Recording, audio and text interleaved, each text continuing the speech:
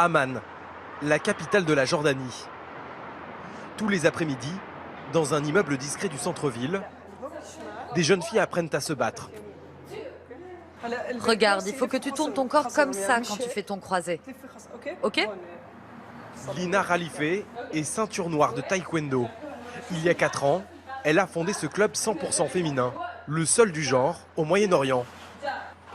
Ici, des Jordaniennes apprennent un mélange de kickboxing, aïkido et kung-fu. Ce qu'elles font, c'est qu'elles n'attendent pas juste passivement. Elles doivent analyser la situation, puis réagir en fonction.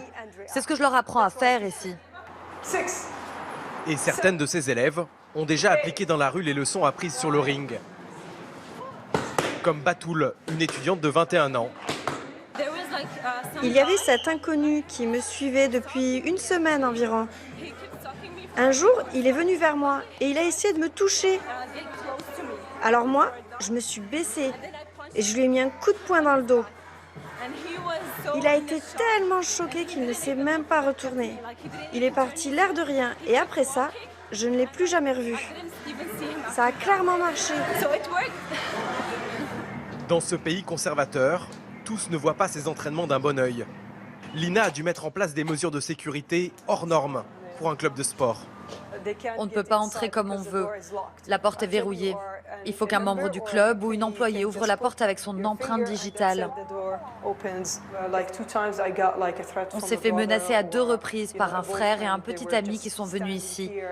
Les caméras enregistrent tout et je peux envoyer les images à la police maintenant en cas de menace ou de problème.